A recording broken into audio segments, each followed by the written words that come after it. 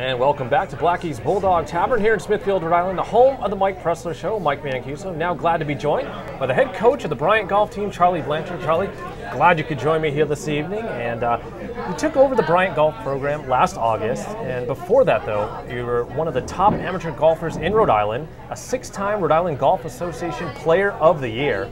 And just congratulations on that. I don't think they could have really found a better person to take over the program at Bryant. Not most recently, but recently, you guys won the Division I NEIGA Championship, so congratulations on that.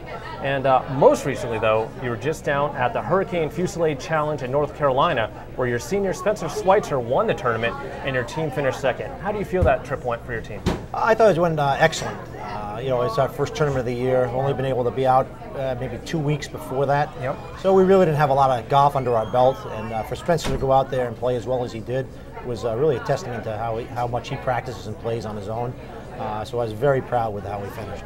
Yep. And having just taken over the golf program just less than a year ago, what's your thoughts on this team and on the general state of Bryant University golf? Well, I came into the situation here, and very fortunate that Archie had built a great program. And we are who we are right now.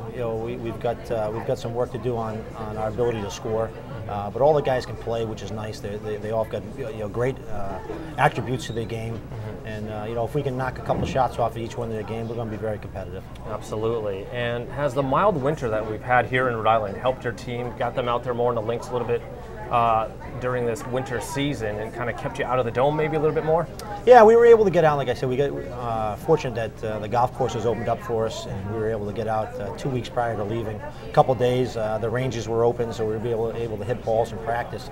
So that really helped get us ready for this first tournament. Yeah. And what's up next for the golf team? What's the next major tournament that you guys will be participating in? We're participating in New England's in a couple weeks. So we have some time to get ready, which is very nice. We can work on our games, work on the individual things that each one of these have to work on. For the next 2 weeks, that's what we're going to be doing. And now, coming into this season, a new head coach, what kind of goals did you have for your team? Well, like I said, when I came into this and I told the guys, I said, what you did in the past means nothing to me.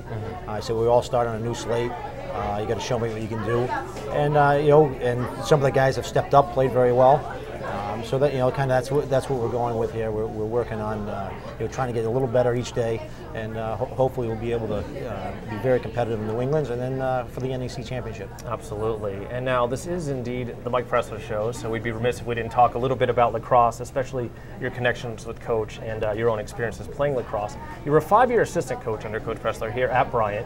You also played for him at Ohio Wesleyan, where you were 2-time first-team All-American and the midfielder of the year in 1987. You also went on to play in the pros as well for the Boston Blazers from 90 to 97. And also hear that you were a talented soccer player as well, so just pretty impressive stuff all around. How did you go from soccer and lacrosse into golf? When I was younger, I played a little bit, not that much. And my junior year in college, we were playing in the national championship in the finals, and stuck in Ohio with 2 weeks, school's out with nothing to do.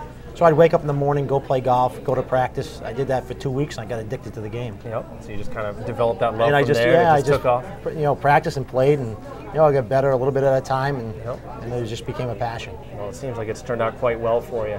How did you reconnect with Coach Pressler after all the years having played for him down at Ohio Wesleyan, and then he comes up here to Bryant, and then you're one of his assistants for 5 years? Well, it's a unique story. I was actually driving back to my office, and I saw him running down the side of the street, and I pulled over and said hello to him. And we started talking about lacrosse and Bryant, and he happened to mention off the cuff about would I be interested in helping him. Yep.